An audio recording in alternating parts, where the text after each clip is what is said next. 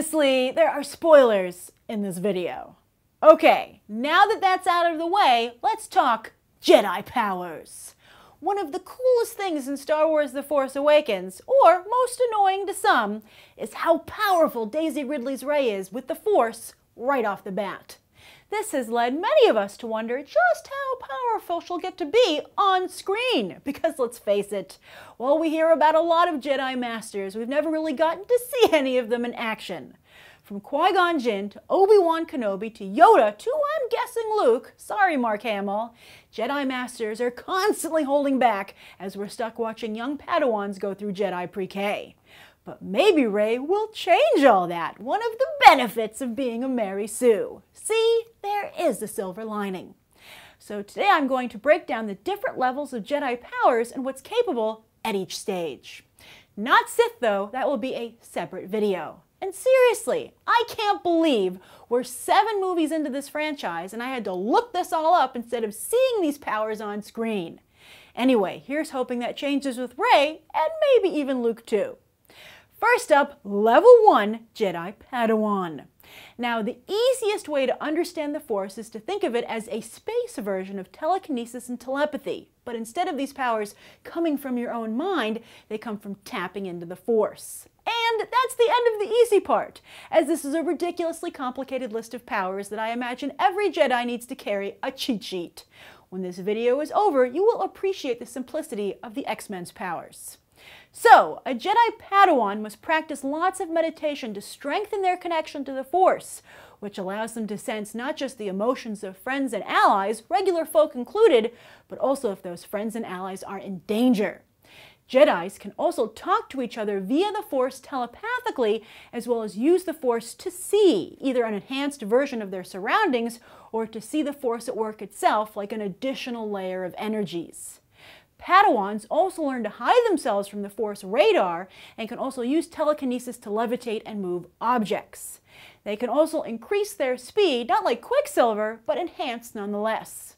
Now, we've seen Rey exhibit a few of these powers already and even some more advanced powers as you're about to learn. But the big question is, how can she with no training? Well, one theory is that she was in fact Luke Skywalker's youngest student, and either escaped or was spared the wrath of Kylo Ren and his fellow knights. That's why he is so anxious when he hears about the presence of a girl on Jakku, as he already knows that a young female Jedi still lives. Okay, Level 2, Jedi Apprentice. Apprentices must continue with their meditation, but they must also now learn to levitate while meditating if they want to eventually levitate themselves outside of meditation. I know, it's starting to get pretty cool. Also, while a Padawan can hide themselves from someone using the Force vision, an apprentice can make themselves appear physically invisible to anyone. Apprentices can also deflect blaster bolts, but note that I said deflect, not freeze, in midair, Kylo Ren style. If deflection doesn't work, apprentices can briefly stun someone to allow for a quick retreat, plus accelerate their own healing. And surely handy in space, apprentices can keep themselves warm and function without oxygen. Then, here are 2 powers that we've definitely seen Rey use. Psychometry, which is learning the history of an item through physical contact, like with Luke Skywalker's lightsaber, although some argue she saw the future as well. And of course, the legendary Jedi mind trick. Oh, and apprentices can rid themselves of memories they find too painful or distracting, and perhaps that's why Rey doesn't remember who left her on Jakku. Alright, now on to Level 3, a Jedi Knight. It starts to get a little crazy here, and perhaps we haven't seen this level of Jedi in the movies yet because the VFX have only now caught up. A Jedi Knight can engage battle mind, boosting their own morale and spirit. They can also predict their opponent's moves as well as level up, which means increasing their own stamina, accuracy, power, and more, kind of like a Jedi Super Soldier Serum. Jedi Knights can also maintain their connection to the Force for longer, although sometimes this takes quite the toll. A spherical shield can also be projected, but this requires such concentration the Jedi Knight must stand still. A full-on wave of Force energy could also be projected, while now opponents can be temporarily frozen instead of just stunned.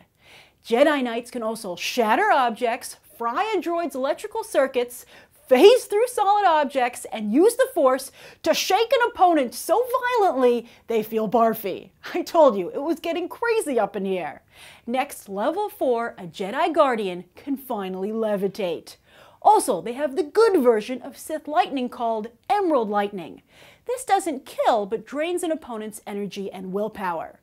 Jedi Guardians have also achieved enlightenment, having fully embraced the light side of the Force, and in full monk fashion, they can enter a trance, which allows them to stay in stasis for up to a week with no water. Also, they can project the illusion of a double or alter how they look to others. And now, they're just showing off. Jedi Guardians can also bring back people from the brink of death, so get ready for a huge guilt trip, Rey. Why didn't you mysteriously know about that power, huh? Less impressive, Jedi Guardians can become temporarily invincible, break through obstacles or make them explode if they don't feel like phasing through them, freeze a number of opponents at once, create a force barrier to repel attacks, and even cause storms. I don't know about you, but I'm starting to think Lucasfilm was a little too loose in letting different divisions decide what Jedis can do. Sure, it might be cool for this game or this TV show, but think of continuity. Then finally, a Jedi Master can power up an entire army while draining the opposing side using something called battle meditation. They can also block their opponent from accessing the Force, something Luke clearly hadn't mastered yet, considering, all his dead students. So which of these powers are you the most excited to see Rey use? How far into Episode 8 will she have all of them? And do you see a method to this mad list of powers? Write your thoughts down below and you can find out what Kylo Ren can do right now.